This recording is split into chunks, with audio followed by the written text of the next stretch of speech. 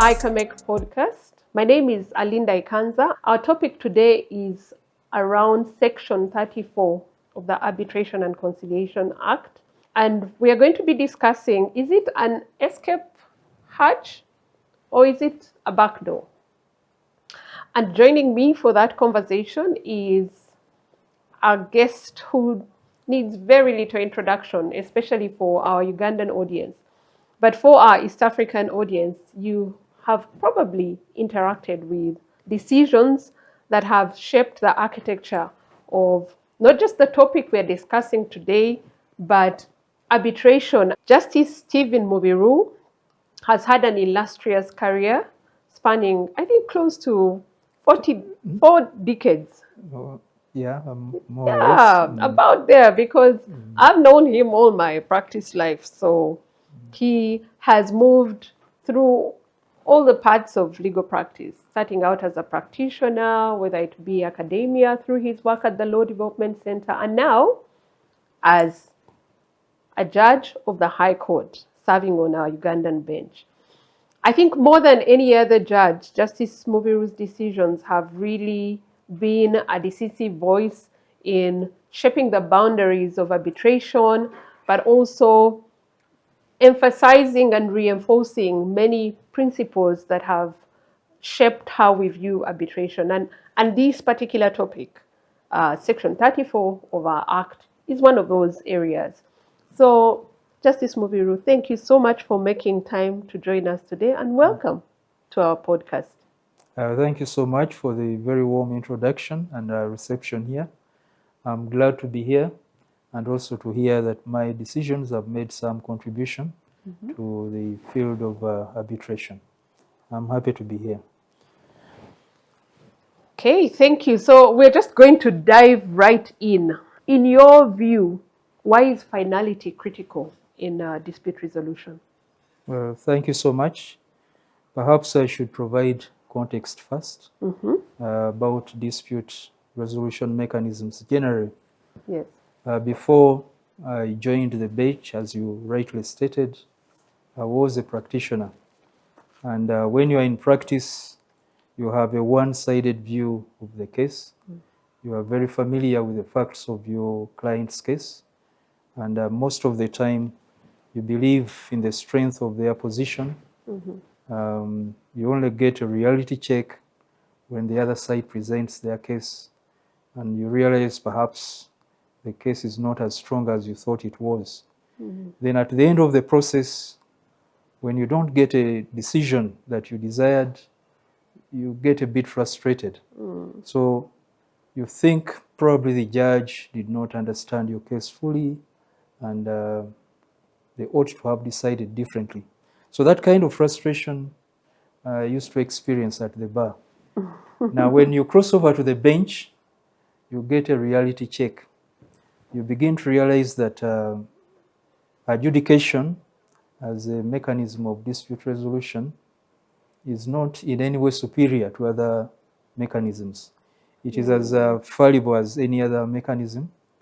And we used to think that judicial determinations should have some element of finality to them. But even with your determination, there are 2 or 3 other levels of appellate levels. And you don't get finality until you've gone through that entire process, which is most unpredictable. Now, when you're a judge, you begin to appreciate that none of these systems is perfect. So you can't have a superior view that any other mechanism is inferior. So when a decision comes to you from another process, you have the humility to accept it may not be perfect, but it's a choice that the disputants made. And what right do you have to question the decision of the parties, an arbitrator who met the parties, and you are reviewing it as an appellate judge? So it's a question of choosing. Judges have the advantage that we have the authority of the state to back our decisions. which other mechanisms perhaps don't have. And that creates a feeling in some judicial officers that it is only decisions out of court that should have finality and be respected. Until it is pronounced by the court, it is not good enough. That is the kind of feeling. Now, when I encountered multiple arbitral awards at the commercial division, I began to think about the effort that goes into these processes, the time it has taken, and the hope, the expectation at the beginning of that process. Why should it be unraveled after so long? Do we have any basis for undoing what has taken so long and so much effort and resources to produce? Yeah. Is it any better? Is my judgment any better than the judgment of another person, probably more skilled in the area that was under dispute? So these questions begin to come up in one's mind, and then they affect the interpretation of the act. What is the purpose of this alternative dispute resolution mechanism? Why was it created in the first place?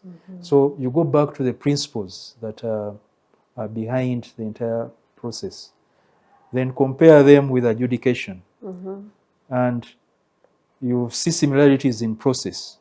The only difference is that the person arbitrating, the arbitrator, the arbiter is not state-backed, you are state-backed. But in terms of experience, in terms of understanding of the issues at hand, there's not much difference, except if the person is corrupted or is not honest with what they are doing. The outcome is almost at par with what the court would have decided as well. So you realize that there should be finality. We can't, after so long, reopen this entire process. Now, with that in mind, you begin interpreting the section that allows courts to reopen or even set aside or propose referrals back to the arbitrator to reconsider some certain aspects. You begin to realize that this is something that ought to be final, except if there's a very good reason to reopen it. So finality is important because of the autonomy of the individuals, the principle that is behind arbitration. They are autonomous. They chose a process willingly. They hoped it would be fast, perhaps not as expensive in terms of time and other resources, and it would be a quick solution to their dispute. So that gives you the basis for understanding that much as litigation can lead to finality, arbitration as well should have a position where the parties know that once we get this final outcome, it is binding. That should be it. So that is the comparison that we make, and it drives the understanding and interpretation of finality in all, whether litigation or arbitration. There should be an end to the dispute. No outcome is perfect. It is only an outcome that has to be acceptable by reasonable standards. Once it hits that acceptability, it should be final. That is the that's the why comparison. finality. Yes, and I think we can see that very clearly in all the decisions that that you've handed down. But you said that unless there is good reason to reopen. So do you think that in some cases the balancing finality and the need to reopen can affect substantive justice? Well, it depends on the type of dispute, the representation of the parties in the resolution of that dispute, and the quality of the person who was arbiter. As I said, no system is perfect. There is bound to be some error at one point, but some errors are minor. They don't affect the justice of the outcome. Now, if you look at arbitration, and it could go wrong at many points. Parties can agree to choose an arbitrator, trusting that the arbitrator will be dependable and honest and fair and impartial, only to be surprised by the conduct of the arbitrator. That could affect the outcome. Sometimes it is about the process itself, where one party abuses the process or takes advantage of the other, unfair advantage, and that is also could lead to an unfair outcome. So it's about the process itself and the persons involved in the in that process. Yes. So if you realize that something about the process or the individuals that are participating in it has gone fundamentally wrong, that could be a reason for upsetting the decision. And I think the law gives a guide. It has to be something that is creates an injustice. Yes. Some jurisdictions have gone as far as allowing that as a ground on its own, but we haven't moved in that direction. So we'll have it in the background, but it is not a ground on its own to justify setting aside or proposing alterations to a decision. Yeah. Yes, indeed. I think that for it to affect substantive justice, it should be substantial. Yeah, yeah. The substantiability test still goes to the root of what the complaint is. That's right. So looking at the many grounds, whether it is bias of the arbiter or, let's say, public policy or even the regulatory framework that underpins a particular area, what are some of the misconceptions you found that lawyers and by extension our clients have about finality and Section 34? Yeah, I think there are quite a number. Maybe I begin with my perception of the mindset. I could probably have misunderstood the cases that came before me in terms of the background, but you could see that there is participation in a process that one or both parties don't actually believe in. They only accept the process for as long as the outcome is in their favor. The moment it isn't, they begin to question every stage of that process and throw at the court everything they can launch into, and I think it could persuade the court to set aside the decision. So first, it is a mindset problem. If it is not in my favor, then that is justification enough to attack it. Now, once you get in that frame of mind, then you begin identifying all that went wrong with the process, or you believe is sufficient to have it upset. It starts with the appointment. You have sometimes attempts to challenge the manner in which the arbitrator was appointed. Sometimes the argument is that that was not the proper choice.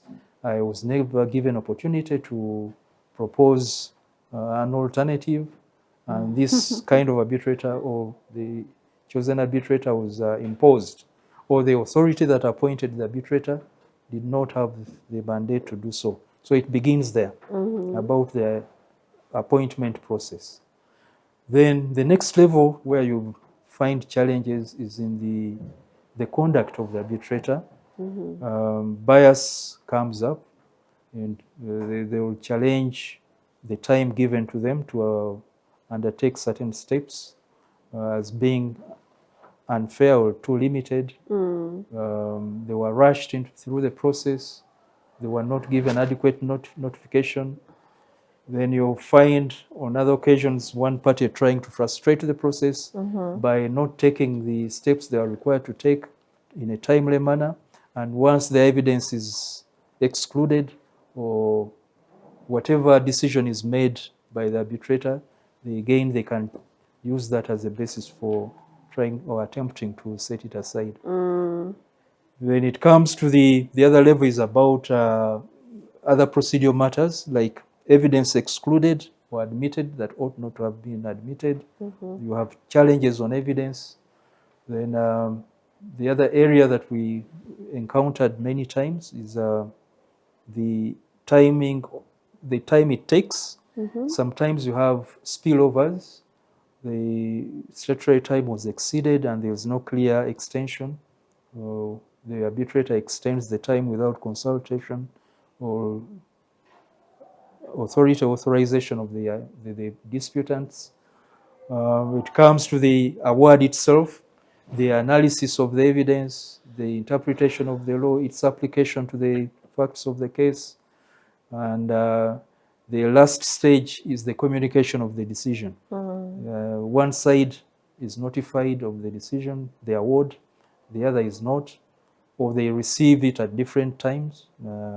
Sometimes it is left at the institution that selected the arbitrator for parties to collect.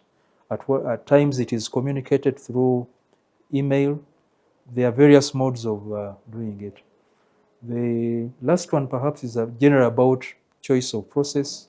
If the parties don't have a clear agreement on what procedure they should be using throughout the process, they use that as a basis of challenging the decision. So it is a variety of reasons that always come up in court. But the most common, which I think we've come out clearly to discourage, is attempting to use the courts as an opportunity for appellate review, going into the merits of the case and challenging the determinations of fact as well as application of the law. We've been hesitant to go into that direction, except within the ambit of public policy. But even public policy, we limit so that we don't allow it to be abused as a basis for getting a review on the merits. So that has been the trend. It's a wide range of grounds that they come up with. But behind it all is an attempt to upset an outcome that they are uncomfortable with just because they have a half-hearted, or I think they don't believe deeply in arbitration as a process. That is where the problem is. We are yet to build a culture that accepts the process and the outcome as binding, which then can be translated to our clients. It has to begin with the profession, I think. The mindset. The mindset. So sometimes you get the sense that for some areas, one of those is interim measures, and I think you dealt with it in one of the decisions you handed down. What would be the best practice or the advice that you would have? Because, for example, in Sabo versus Great Lakes, there was a situation where the interim measures crippled the financial operations of one party, again probably expecting that finality would come in to absolve and remedy everything, and so many years down the road still that finality is eluding the parties, and it is one of the decisions where you still said no.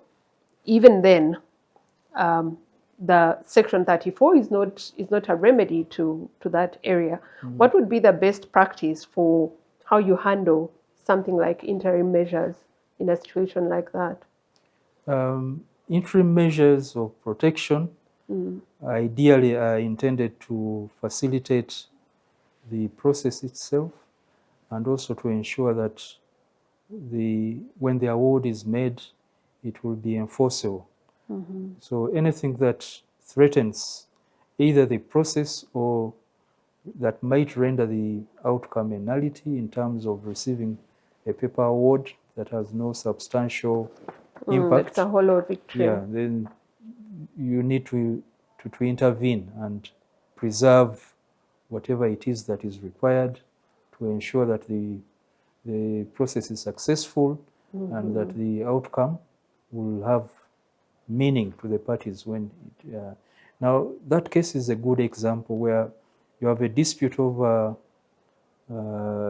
stake in a business, which is a running business. It's but you have disputes over management, financial and others, and otherwise.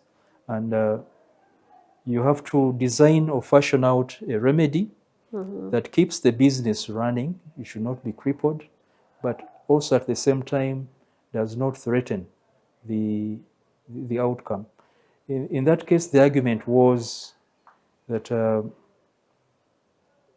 if we don't have access to this financing, we will not be able to even manage the process itself. We don't have any source for payment of fees for the arbitration. I think that was one of the arguments.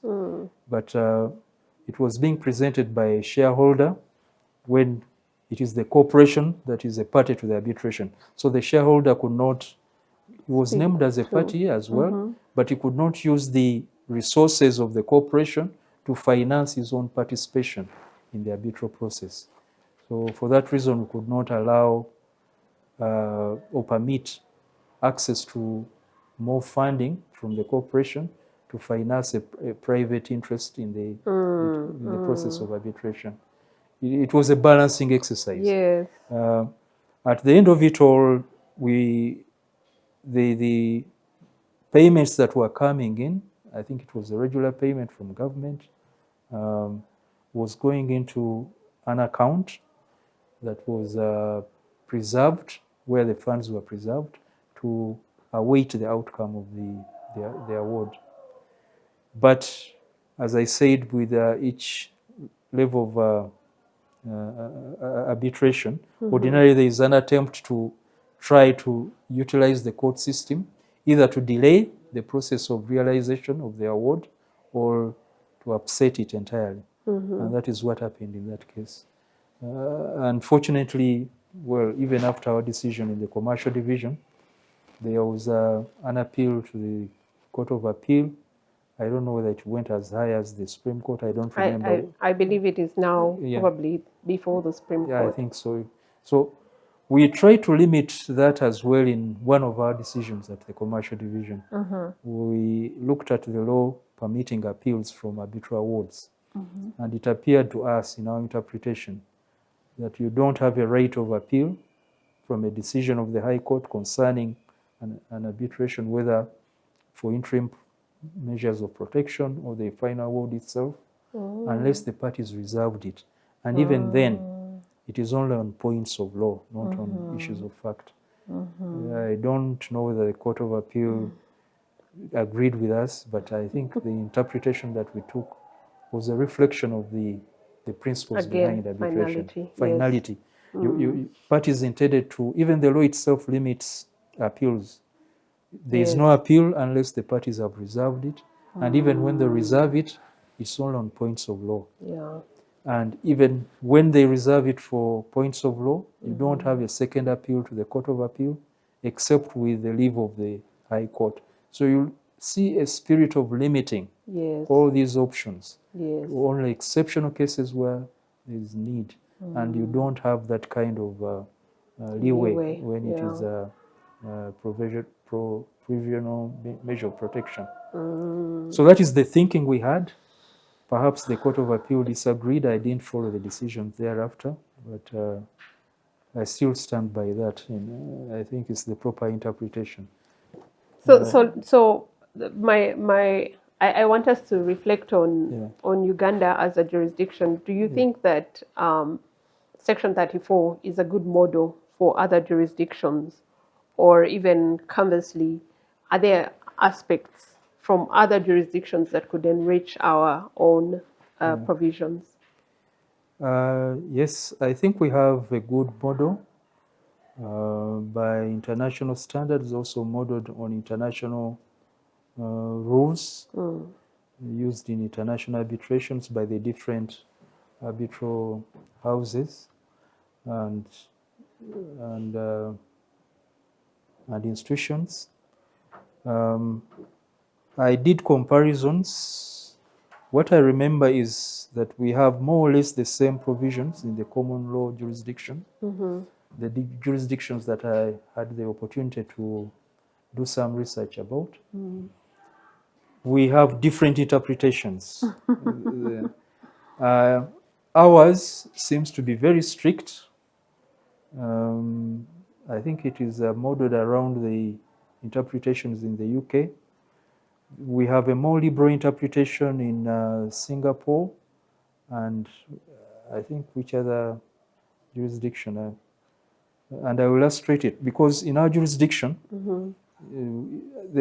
the biggest distinction comes around public policy, Yes. where you can set aside an award if it is domestic on grounds of public policy, or refuse enforcement of a foreign arbitral award, again on the same ground, Yes.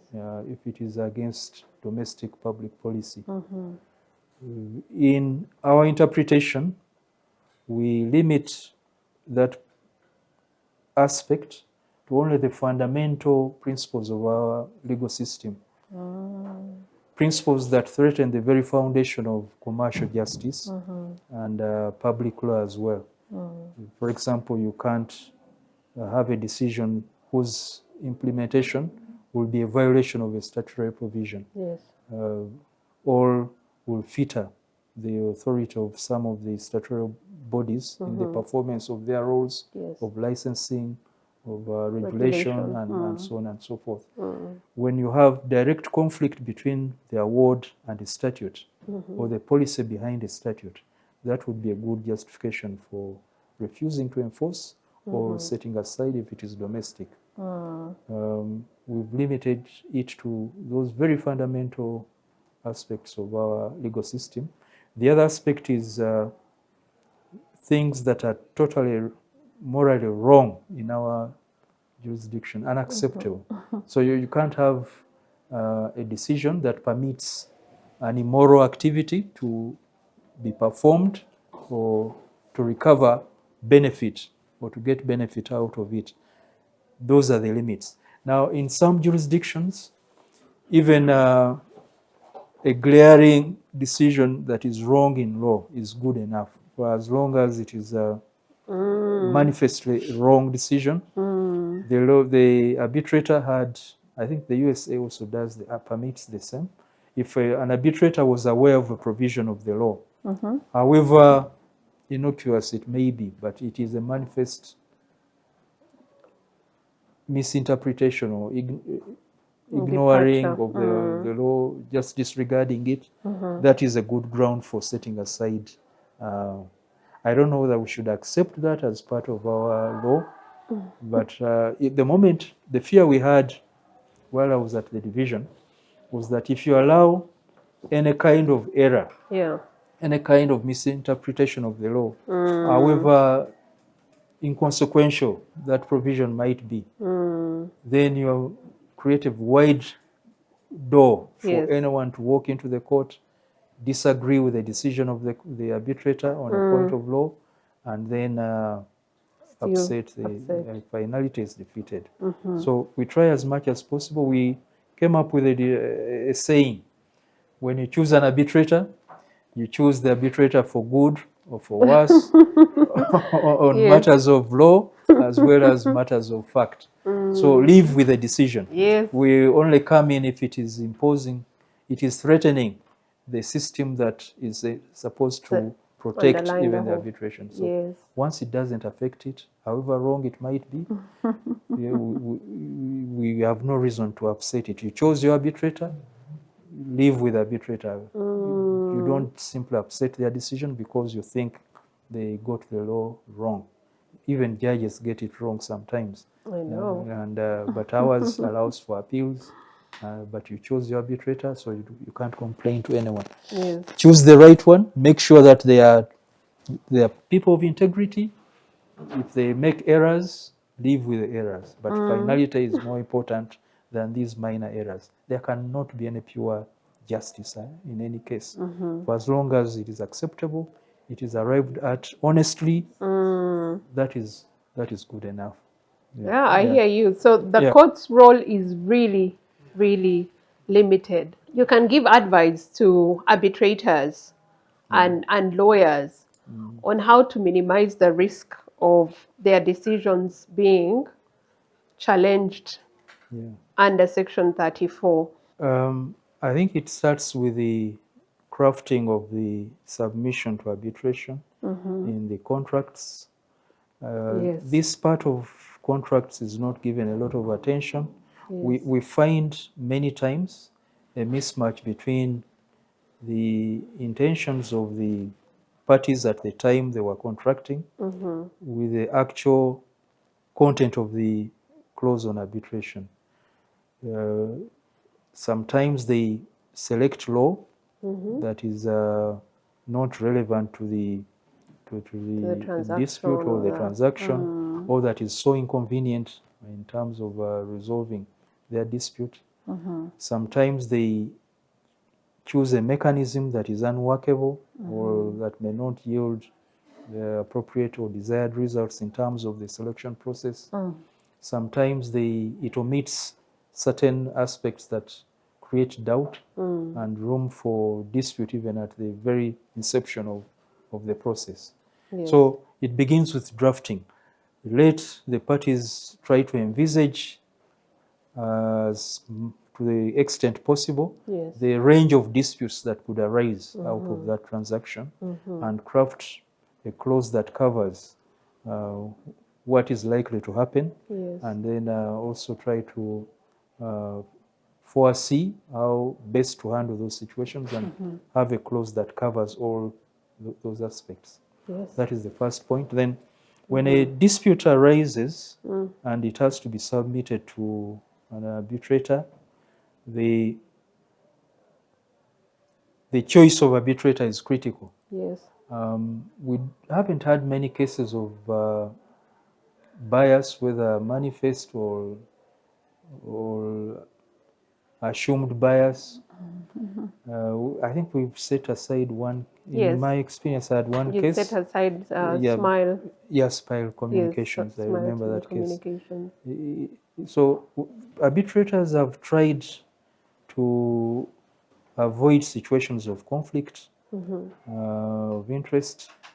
They are required to declare when any arises or if they are conflicted, because it's inevitable.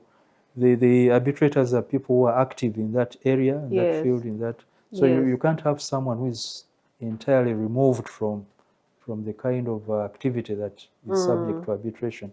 If it is a construction dispute, you're likely to have someone who has been who is involved in those types of activities. So having someone who is totally unconnected, like judges sometimes are supposed to be, is not possible in arbitration. You have to be open as an arbitrator about any, however remote it might seem, just declare it to the parties and seek their approval of whether or not you are fit to be an arbitrator, despite that potential area of conflict. Then the process, this applies to both arbitrators and advocates who are participating. There is a lot of freedom to agree on process, which is not taken advantage of, and they don't bring out the rules that will govern them. We don't have any yet. I think ICAMEK has come up with certain rules. Yes. You have some rules now. But previously there weren't any rules, and so we used to wonder which rules govern the process. Yes. You would see from the record that the arbitrator follows mostly the civil procedure rules style of procedure. But the parties, and especially advocates, ought to be aware that at that stage it is critical to agree on rules of evidence, what will be acceptable, what will not be acceptable, timelines, their extension, if they are behind time, and so on and so forth. So that stage is also very critical in terms of managing the process. The other one is giving it full attention. I had a couple of situations in some of the cases where one side, I think in one they chose not to participate at all, and thought that would be, I think two of them, they thought that would be a good reason for setting aside. They were invited to file their evidence, their statements, they didn't. They are notified of days of hearing, they don't turn up, and right up to the end of the process. So an arbitrator has to document every action taken in that process to justify ex parte processes where the other party is uncooperative, and to justify the steps they take at each stage. They should involve, notify, and invite the other party to participate so that they are given all the opportunity to present their case. Once that is done, then the one who gives a half-hearted attempt towards arbitration will lose out. So they realize it is very important to give it their best in terms of production of evidence, in terms of legal research, technical expertise, if it is a technical area, quality evidence produced, very organized, just like you do in any trial. Yes. I don't think some lawyers give sufficient attention to these processes as they do in court in comparison. Now, when they come to the stage of attempting to set aside the arbitral awards, costs are awarded by courts if you bring an application that is not worth the paper on which it is written. I think we penalized one advocate or two in such matters where we think they are abusing the process and delaying everything. So it adds unnecessary costs.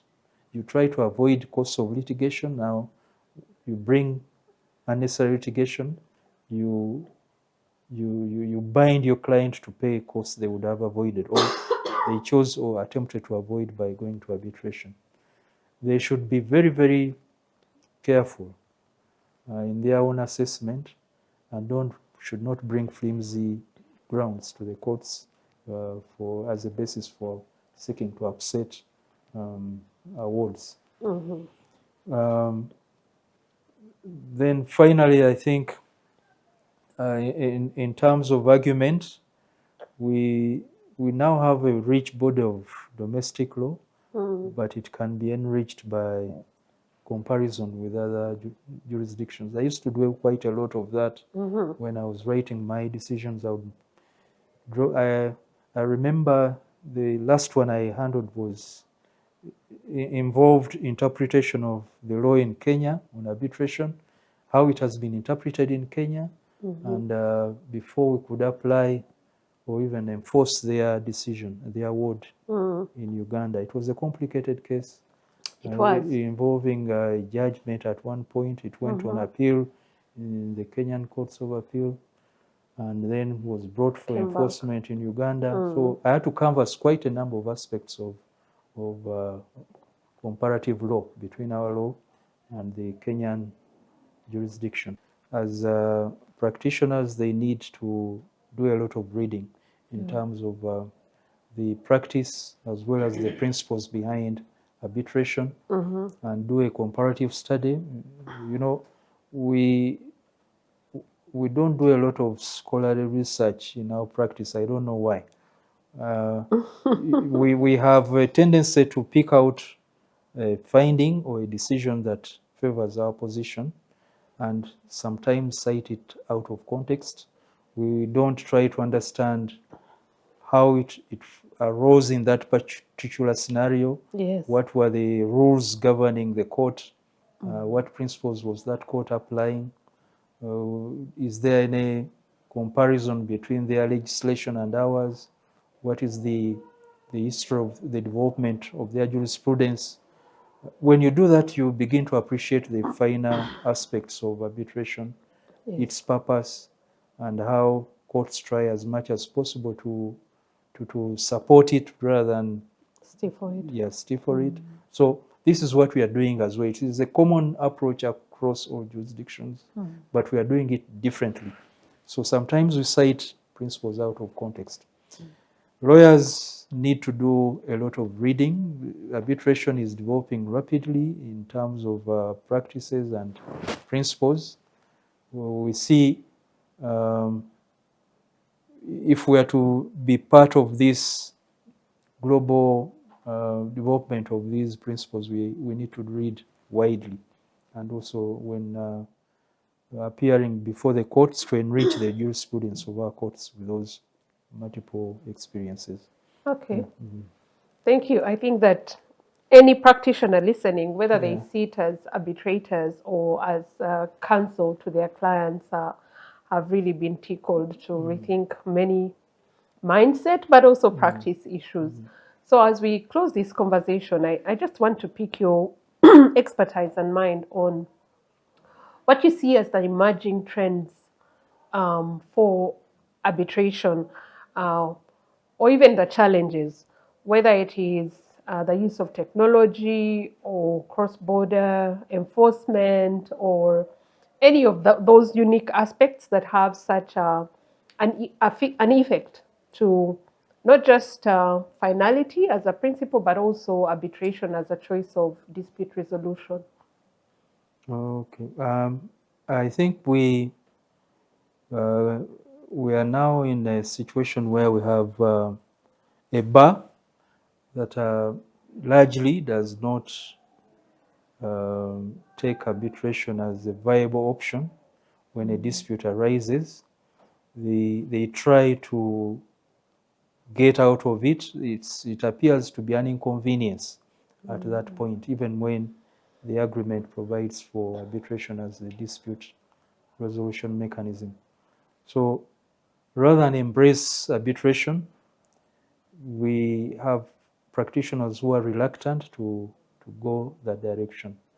Now, the challenge we have now is to encourage training at training level. I remember arbitration was, I think, one lecture at LDC. We never did it at university. It's now a full elective at LDC, but it's still only one term. It was, yeah. At the time we did it. So that was many years ago. I'm glad that now it is being taken more seriously.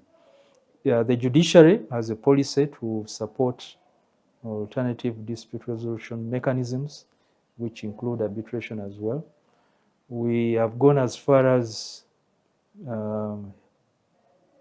upholding mediated settlements coming out, sometimes decisions of chiefs in more or less an arbitral process, but in a cultural setting. We've been hesitant to reopen those types of settlements coming out of such processes. Remember when I was in Gulu, we had 3 or 4 of them of that nature, and the court said once you have willingly gone through that process, yes, and now years later, one of you can't come to court to reopen the dispute. It was settled, and that's it, lived by that. So lawyers have to realize that we are moving towards supporting all these types of mechanisms, yes, rather than undermine them. They need to be part of the process that upholds all these alternative mechanisms that we have. The challenge we have is in enforcement. We had an arbitral award. I don't remember where it came from. Was it China or somewhere? Sometimes the award seeks to attach assets in Uganda, and the mechanism here, we have a 2-pronged mechanism. One, if there has been litigation over the award in the country of origin, the seat of the arbitration, the question arises, what do you enforce? Do you enforce the judgment, the decision on the arbitral award, or the award itself? Our law is not clear yet on that point. And when you have, does the judgment invalidate the award, or is it a question of choosing? If you have a judgment on the award, it has not been set aside. That question is not settled. Then we have another issue that arises. What happens if the award is set aside at the seat? Can it be enforced in other jurisdictions? These issues are not settled yet in the area of enforcement. We don't have clear provisions in our Act, and whenever they arise, we make decisions that are not final in themselves, because parties tend to appeal them Yes. to higher courts. The law is not settled in that area as well, the area of enforcement. I think these are some of the issues that we have. Then the other one is that I see there is a move towards attracting international arbitration in Uganda, developing our jurisdiction as a jurisdiction of choice for arbitration. But we might be placing the cart before the horse. I think we need to generate a practice, a vibrant practice first, before we can go into international business. Because how do the international business people trust us when they are not sure about our own systems?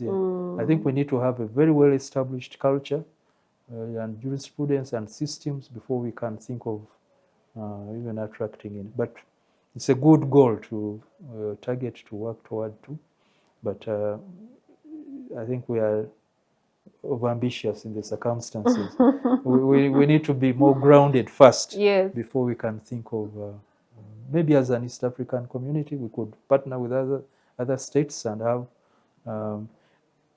arbitration, the seat of arbitration in Uganda. Now, this question of the seat in light of technology is no longer an issue. You could have arbitrators, if it's a panel, physically located in different countries and communicating, provided the law of the seat is agreed, wherever it is. I think that is what is critical.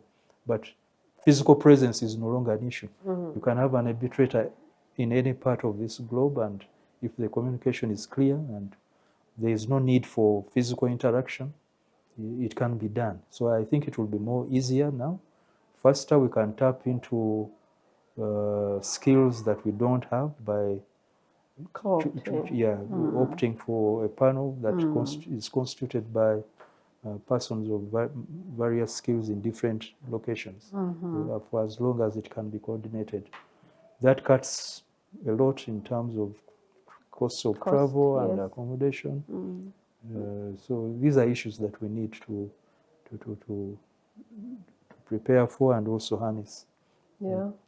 And I guess working on all those challenges requires first embracing finality.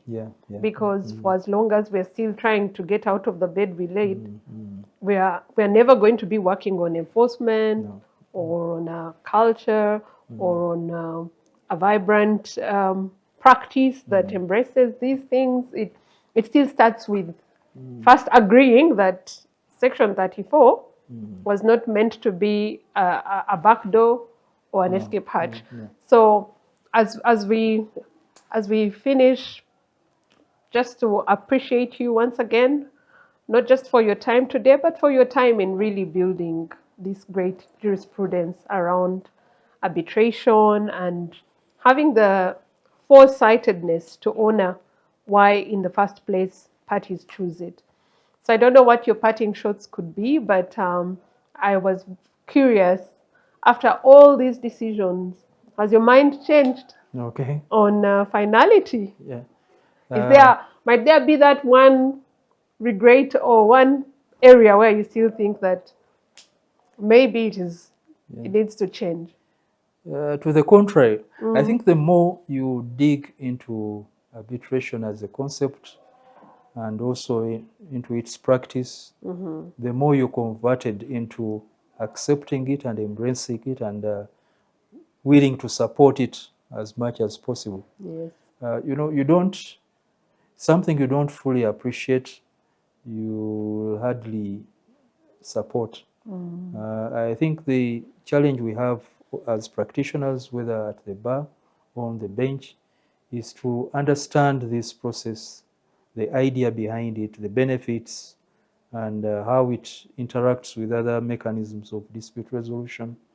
Once that happens, you are won over. I don't think it is possible ever to turn back. To turn back. You are always looking forward to an opportunity to strengthen this process even further, to ensure that it is a viable alternative, that it works for the people who choose it, and that when they choose it, They don't back off or out of it on flimsy grounds. They understand from the very beginning, we've made this choice, we'll live by this choice and its outcome. Yes. And it has benefits we can't find in other systems. We have full control of the entire process. It is meant to render a decision that is acceptable to all of us and that is final and binding and enables us to move on with our lives. Yes. And in a very predictable manner and in a very short span of time. Well, the cost now I think is, I can't say it is cheap. The cost appears to be an issue. But that is something, when you look at the cost benefit, you look at the benefit and the cost, and I think the benefit overrides the cost. I've been involved in litigation that has gone on for decades and you don't have a decision yet. And I've seen it in land disputes, in some succession disputes. You have a family, generation passes on and a new generation comes up and the dispute is still running. So at the end of it all, when they get a judgment, do they get any satisfaction out of it? I always wonder. So arbitration, once you understand it, I don't think you would ever discredit it in any way. You're won over and you would like to support it in any way. I thank you as well for the opportunity. I also appreciate the opportunity I was given to serve at the commercial division, because that gave me a chance to explore all these avenues and to understand arbitration at a more deeper level. Yes. And this has been a very good opportunity for me to share my thoughts as well and experience from the bench about arbitration.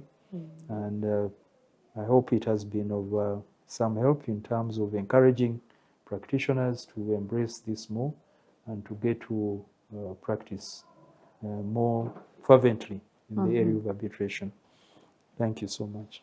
Well, ladies and gentlemen, there you have it. The final verdict is that finality is the goal and the purpose of arbitration. So the earlier we embrace it, the better we grow the practice. Thank you so much for taking the time to join us today. Once again, thank you, Justice Stephen Mubiru, for taking the time to join us, but also thank you for the level of love that you've poured into our jurisprudence. From here at ICAMEK, my name again is Linda Alinda Ikanza, and until the next podcast, goodbye.